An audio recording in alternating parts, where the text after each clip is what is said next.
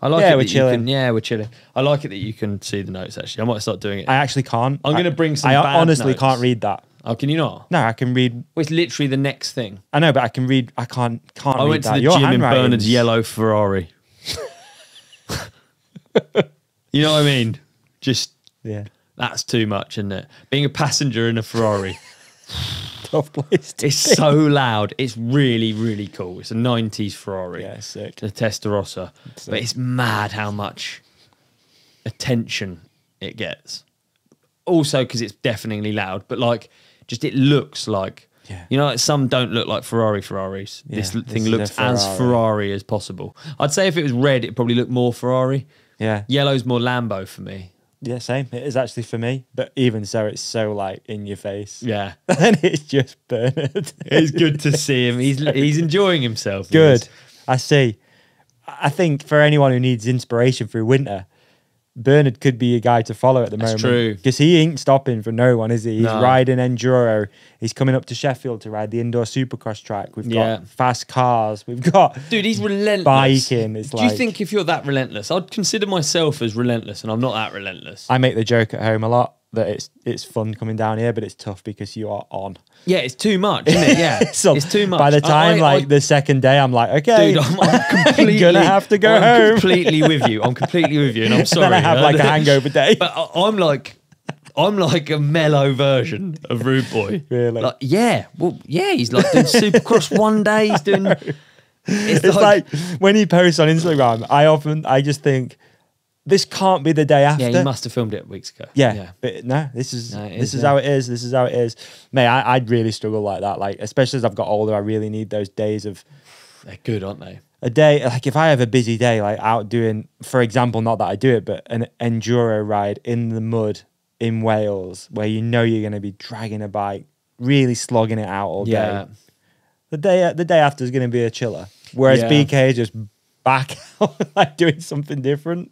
Yeah. It's cool to see, man. Well, I tell I you what, respect it. he was there yesterday doing in a bog. Yeah, This morning he was doing deadlifts with me. at 6:30. Yeah. What is it about? Like, yeah, I don't know. Don't know. It's a drive, isn't it? Where's drive come from? You know I don't what? know what I wonder if it's like I don't know, man. I'm off on this, I think, but it's like that with like gym workouts. It's like that initial change that you see that becomes an addiction. It's got to be something similar to that. It's like I guess Bernard will know that the amount of effort he's putting in is seemingly paying off with his career these Yeah. days, because great results. I'd say. Hopefully he's coming on soon, but like good results. money isn't enough. No. Like your drive has to be. Like I found it weird when I was doing the house. Yeah. Initially, it was really lonely and awful work. Not awful, but you know what I mean. Like it's all wrapped up in all this worry about how much you've got to do and whether you can afford it and all of that. And I used to I literally made up people saying I won't be able to do it in order to be motivated, and it was like fuel. Like how That's weird, fucking cool, dude! man. How weird is that? It's no, it's weird. not cool. No. It's weird. Right, okay. Making So it up actually, like someone said I can't do something so that I can do it. I'm sorry, I'm itching. I think something's bit me while I've been sat here. I don't know. I've been bit by something. What I was gonna not say it's one of you two. It was so Doug in the ad break. It actually ties in perfectly with the podcast I was listening to on the way down here, which is Yeah. one of those Chris Williamson. Oh, yeah. Chris Williamson, Yeah. Modern Wisdom, and he's got Patrick Bet-David on. I don't really know who Patrick Bet-David is. I've seen him on Rogan a few times, but again, Chris's content is one of those things, like everyone who listens to this, they just trust that he's going to put good content out. Yeah, so yeah. you'll listen to whoever it is that's on it. And he was talking about successful people and how there's a running theme with successful people that they've had these three things. One is what's the word, like unconditional love. So unconditional love, that there's always someone there that you can fall back on.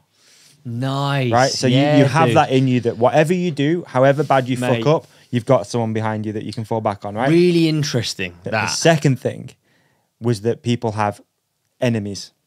you have that one person, that one business, that one thing that drives you forward, that like you have in the back of your mind, and the enemy has to change. It can't be the same enemy all the time. The enemy changes because you surpass the enemy, as in like. So it's like a competitor. So almost. enemy is probably a strong word for it, and I think you did say that, but it's more of a competitor. So like these people in your head are like, they're motivating you to.